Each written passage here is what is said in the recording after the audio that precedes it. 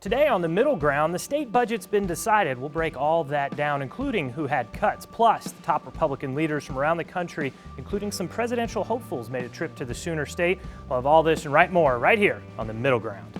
Oklahomans need their voice in the public policy conversation. Every discussion about public policy solutions right now is Washington-centric. So the Middle Ground focuses on shifting the conversation back here to the heartland and what the people of Oklahoma think about their lives and their future. The status quo is failing. Regardless of what your beliefs are, the status quo isn't working. Well, that's a middle ground. That is the middle concept that we can all agree on. From the middle, we can come and find those solutions together that empower our people and create opportunity for all. Good morning, Oklahoma, and welcome to the Middle Ground. I'm your host, Michael Carnuccio, and I'm joined as I am each week by Trent England, host of Middle Ground Radio, which you can hear weekday mornings, 7 a.m. to 9 a.m. on 1640 a.m. The Eagle.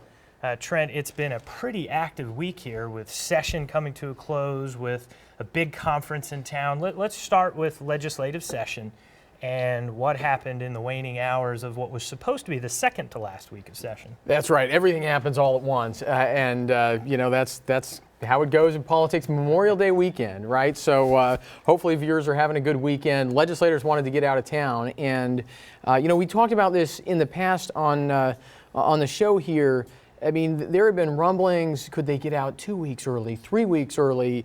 And when it came down to it, they concluded the legislative session 1 week early by finishing the state budget. That's the big item that's usually left until the end, and they came to an agreement and finished it off. Let's talk about that. I mean, we should point out for our viewers that technically the Constitution says the last Friday in May. So there has to be a special vote taken and some special procedure in order to adjourn early, as you said, that they typically do each year and accomplished again this year. But it all hinged on the budget deal that everything came down to. Of course, the state $611 million short.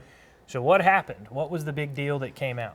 Well, so, I mean, this, $611 million short, maybe $664 million. They started the negotiations in February knowing that there was going to be a hole. And so the question was, what would they cut? I mean, there were some legislators who wanted a tax increase. They wanted to set aside a tax cut that's already in statute. That didn't happen. As far as we can tell, you get into the details of the budget and it takes a while, but no real tax increases. The tax cut stays a part of the deal, which sort of means that there are cuts, but even understanding whether they really cut spending or not is not clear cut. In fact, there was a lot of discussion about that when the bills came to the floor Wednesday night of last week, and there was much more discussion about general appropriations bills in the State House than you typically would expect when a deal came through. Why was that? What is it about that bill that gave lawmakers pause? Well, one of the things that happens is that the negotiators are a small group of legislators and folks from the governor's office, and so a lot of legislators don't get that much more information than the general public does until the details are finally released. And so I think some legislators were surprised, some agency heads were surprised. I mean, one of the interesting reactions was Labor Commissioner Mark Costello, who's been on the show before, kind of leapt at or felt the need to explain that it looks like he's getting a big increase in his budget, but he's not really because the money's shifting around. The legislature took some heat, and I think some legislators concerned about further political heat, they didn't take any cuts to their budget. Now, they have in the past, but they're not taking any cuts this year. Other agencies, some things that we've, I think, talked about here, the Arts Council is taking a 7.25% cut, higher education taking some cuts, common education flat. And so, you know, people start looking at those details, people get nervous.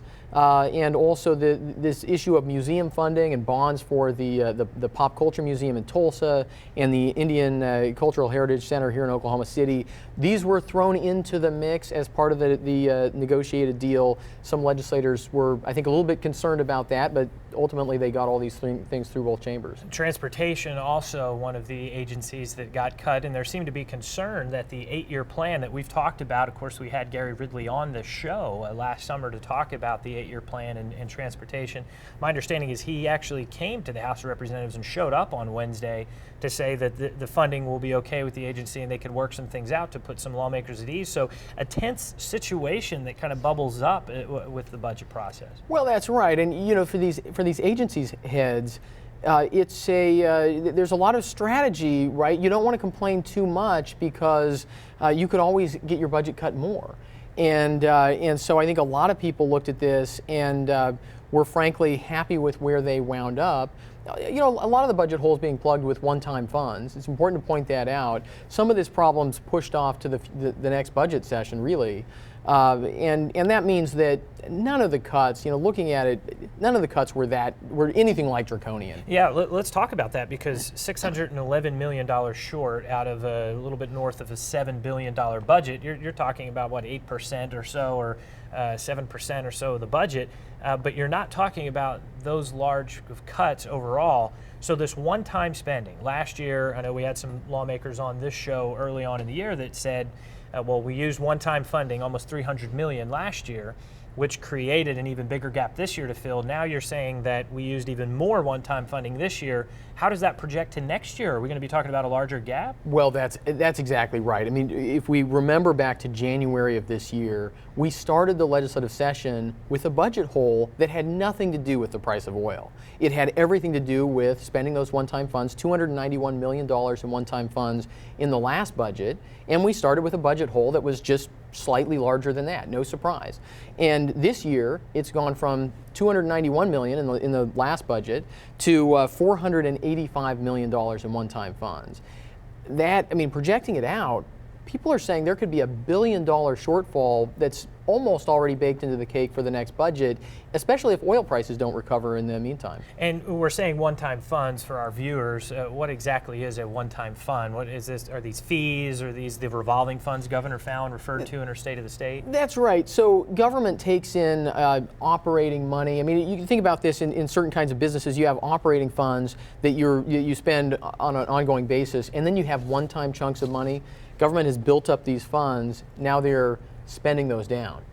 Well, folks, we need to take a quick break. But up next, Estela Hernandez, the Oklahoma GOP Vice Chair, is here to discuss highlights from the Southern Republican Leadership Conference. Who is the biggest crowd pleaser and who seems to be picking up steam? Stay with us. We'll talk about that.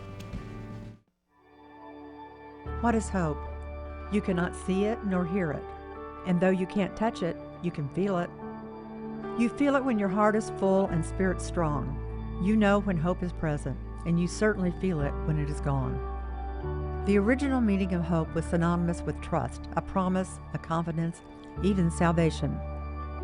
Central Oklahoma Habitat for Humanity has been providing this type of hope to our community for nearly 3 decades. And just like the homes we've built, repaired, and rebuilt, our hope gives families joy and peace, protection, strength, courage, and comfort. It gives them endurance, warmth, and confidence they so desperately needed. If you are searching for hope or wanting to provide hope for those in such a need, please contact us, Central Oklahoma Habitat for Humanity, building houses, building hope.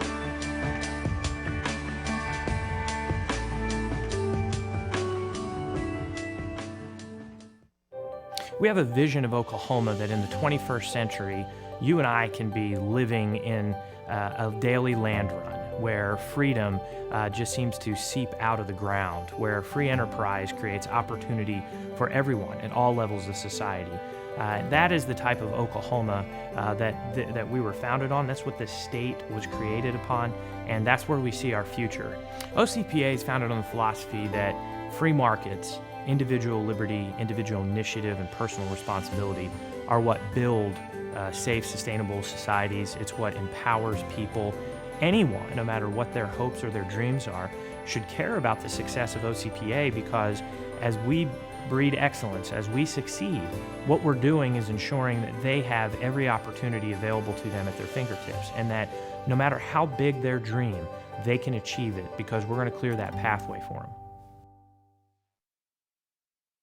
Welcome back, folks. We're joined this morning by Estela Hernandez, the Vice Chair of the Oklahoma GOP. Estela, thank you so much for being with us this morning. Thank you for having me. Pleasure to be here. Well, let's start with your story. I mean, in April, a lot of folks around the state had known about you, but some folks that are just paying attention started learning and saying, well, who is this Vice Chair of the Oklahoma Republican Party? So what's your personal story leading into this role? Well, yes. First off, I've been in Oklahoma for several years, and I've been a business owner for over a decade now. I'm a wife and a mother of 3. So, but for me, it truly began several years ago, just seeing the direction that our country was taking, that we could no longer just watch on the sidelines and just see and not become engaged. So I began at the grassroots level and moved on and worked with Republican women. Currently I'm the chairman of community engagement for OFRW. And with the county, I was working alongside with them and the state GOP, developing a successful outreach program truly to engage the minority communities, to really brand the Republican Party and really champion what the principles are within our party.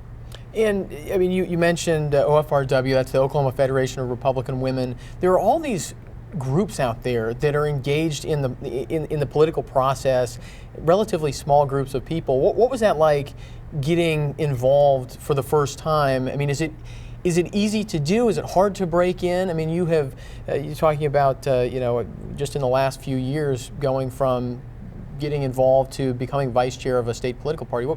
What's that like? Can people do that? Can they follow in your footsteps? Absolutely. It just really comes with a desire to know that while you may face barriers, it's too important to not get involved. The ramifications of just waiting for others to lead and hope that they do and make the right decisions, it's too important.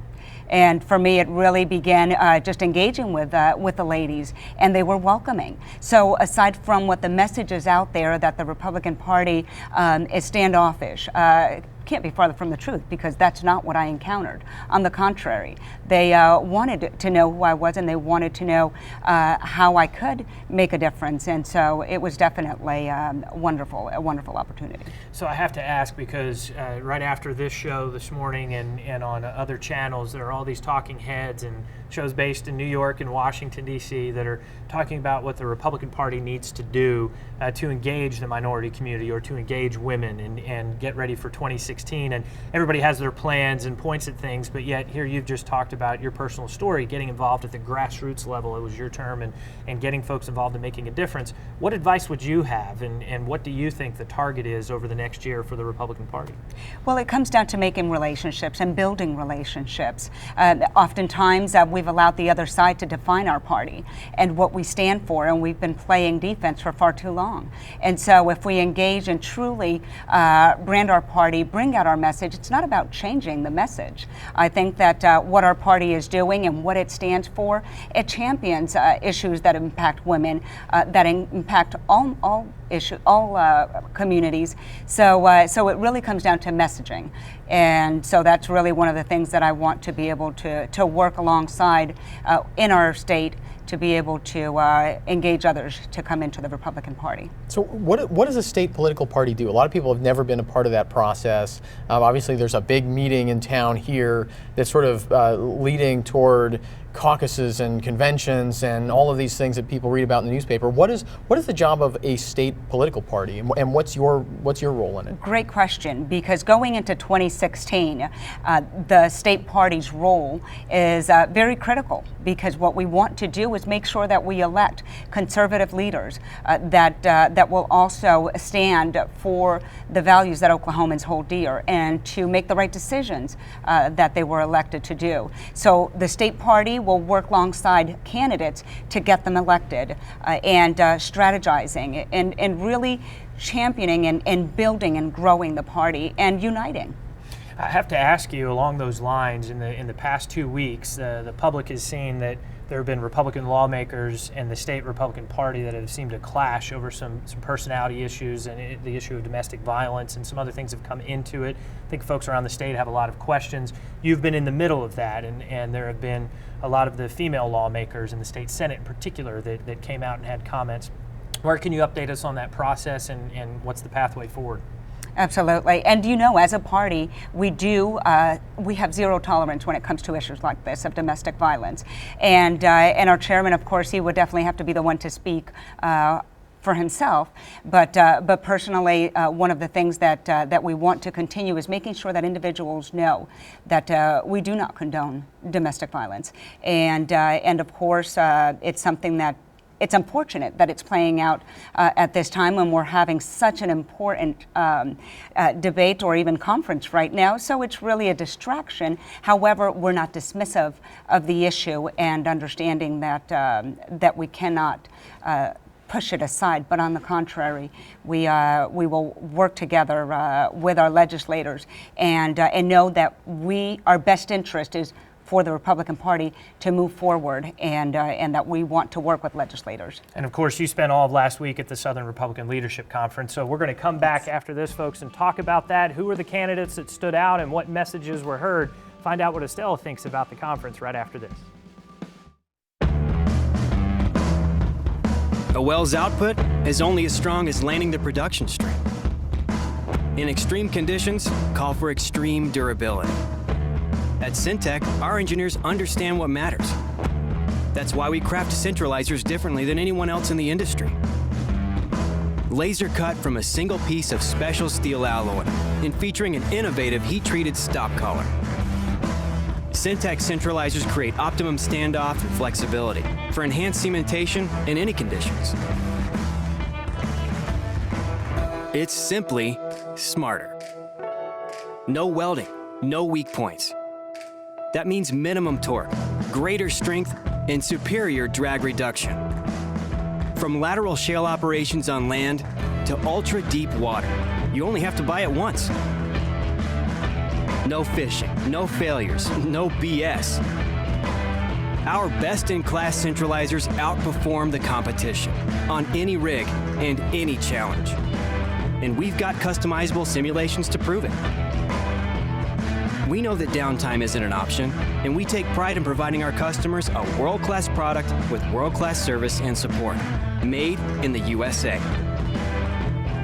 Others still try to imitate it, but none can replicate it, not even close. There's only one centralizer this strong, Syntec Centralizers, an international symbol of quality.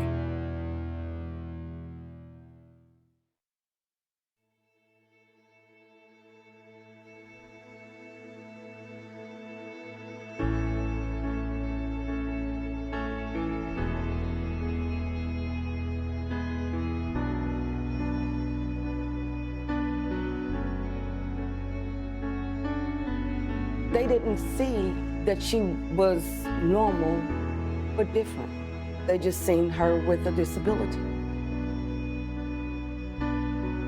The foundation of it is to provide a choice to those parents who know best for their children of what would be the best educational environment for them. They are way behind at the start of the race. This is just helping them catch up a little bit. They saw our children and how well they're doing, that they'd understand why this is important.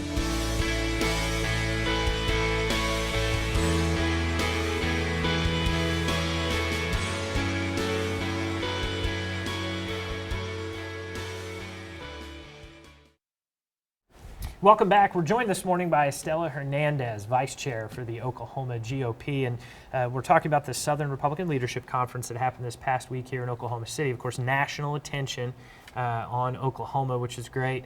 But I have to ask you, you've been working on this conference and were very involved in it. Was there something that surprised you, whether it was a candidate or whether it was a discussion that came out of it that surprised you moving forward for the party? You know, one thing that stood out for me was the individuals who actually attended the conference, their passion. As you saw the eyes of individuals walking through and actually listening to the candidates, they were engaged and excited. And these people were happy to be there. And so that's a wonderful thing, because Oklahomans do care about the direction that our country is headed. And it's important for us to elect the right candidate come 2016. Well, there were a lot of people from not just Oklahoma, but from all around the region and even beyond that. One organizer was telling me there were people who had flown in from California and from the East Coast. And I mean, it's a pretty impressive crowd. I mean, we were talking, though, I mean, there are all these candidates. Almost all of them were here in Oklahoma City. I mean, is that divisive, or can people still have their favorite among this big crowd of candidates and be unified at the same time? I believe so. That is a possibility. Why? Because while we have this great number of candidates, it really gives us options. And so individuals are excited to hear and to know what they plan moving forward to 2016, and it gives us so many options. I mean, you've got Carly Fiorina, you've got Ben Carson, Marco Rubio, and just so many that once everything is said and done, and the candidate that we're backing, whether he wins or lose, we're on the same team, and we're going to get behind them because we need a Republican president come 2016. So our viewers at home are sitting there and they're looking and saying, there's a dozen names, right? And maybe they weren't there and they didn't get to hear everyone, and maybe they haven't been paying as much attention just yet to know, well, who's a real candidate and who's not. Now you've been able to interact with them, and I don't want to put you on the spot, who's your favorite. I know you can't go there, but what are some of the things about these candidates that you think viewers would be interested in that they may not realize? You mentioned Ben Carson and Carly Fiorina, Ted Cruz, I know was here as well, Scott Walker. Give us some insight into what you learned about them this week. Absolutely. I think individuals and Oklahomans and the nation, they're wanting to see where they stand on important issues that are impacting our nation when it comes to education, public safety, immigration. There's just so many broad topics. But really what stood out to me was to see these candidates engaging individuals and really presenting why they should choose them and back them for presidential race. One of the things that I noticed that I really hadn't thought about before is most of the rest of the schedule, New Hampshire and Iowa and the other places candidates go, are not reliant the way we are on the oil industry and oil and gas, and there was certainly a presence of those industries there. Do you think this has helped those candidates, assuming maybe one of them becomes president in 2017, will that help them to understand our issues better here in Oklahoma because they had to come through Oklahoma City this week? I would have to say yes to that question. As Energizing America Conference, of course, and Oklahoma City being the energy capital, they definitely have to take notice and know where they stand when it comes to energy, that our nation needs to find solutions and become energy independent if we are going to compete. So having it here in Oklahoma, it definitely has helped. I know I heard Scott Walker talking about oil exports, which is not an issue in Wisconsin. I was glad to hear him talking about something that matters for companies right here. So I have to ask, we're talking about Republican candidates and those that came through Oklahoma. In your view, do you see Hillary Clinton as the nominee? Is that who you all are planning for? Is that what the conversation is right now, that one of these candidates will be facing her? Is that what it looks like to you in 2016? It does, because it seems like the opposition is going to have a coronation when it comes to Hillary Clinton, and we just want to make sure that we do defeat her. She is the viable candidate for the Democrats, and we have a great list and a great lineup. So that next candidate who will oppose her, if indeed she becomes the nominee, it should be an interesting battle. Well, we have time, about a minute left here, for any final thoughts from you, whether it be coming out of this conference or as you look forward over the next year in your role leading the state party, or in leadership of the state party. What's on your mind? What's on my mind is the best interest for Oklahomans, and especially the Oklahoma Republican Party. Despite the distractions that are happening within our party, and of course it has gained national attention, it's unfortunate that that's happening. However, as a vice chair, my priority is that we make decisions that are in the best interest of Republicans in Oklahoma, and that's what's in the best interest of me or the current chairman. So it's important to take note, and Republicans are ready to lead and ready to have a Republican president in 2016. Well, thank you so much, Estella, for being here today. Such a and pleasure. Good luck this year, and congratulations on a great conference. Thank you. Folks, we'll be right back with some final thoughts after this.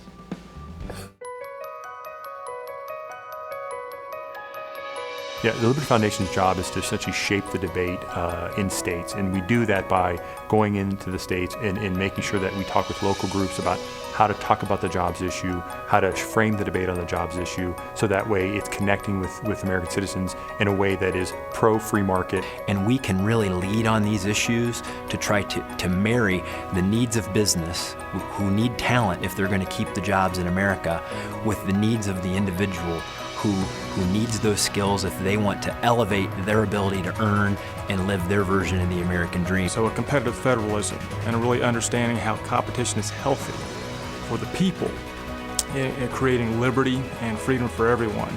I think that in a macro sense is our greatest challenge going forward.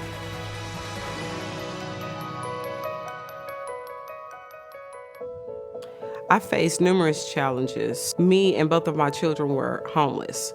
Positive Tomorrows is Oklahoma's only elementary school serving homeless children, and we serve students that are in grades kindergarten through 5th grade. We're a temporary solution to help families who are going through difficult times.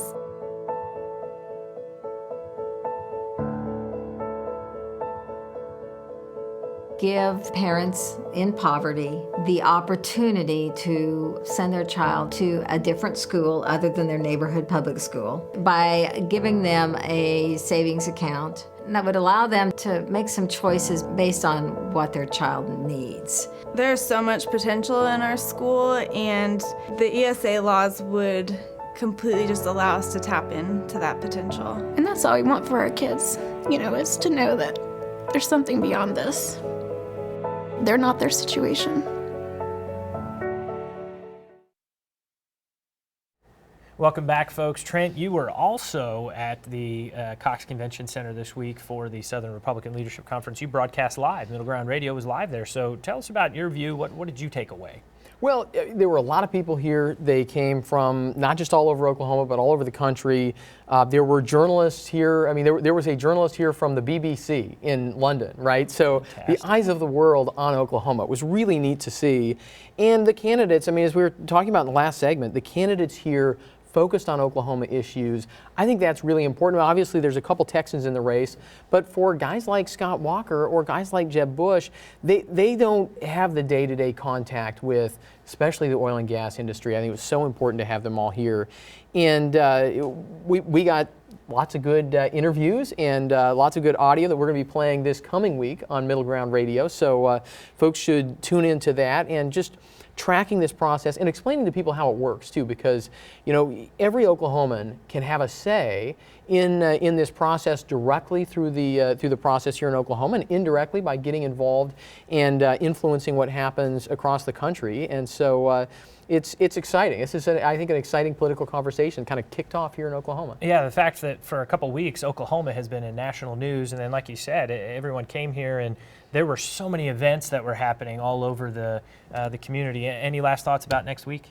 Well, I just people will be interested. That's all I'm going to say in who we have on the air from the program. So, folks, make sure that you tune in to MiddleGround Radio, 7 a.m. to 9 a.m. on AM 1640, The Eagle. It's all the time we have for today, unfortunately. But next week we're going to wrap up the show with any final thoughts from session and what you can expect from state government going into the next fiscal year. Until then, we'll see you next Sunday morning right here at 8:30 a.m. on Fox 25. And until that point, work hard, have a great week. Take care, Oklahoma.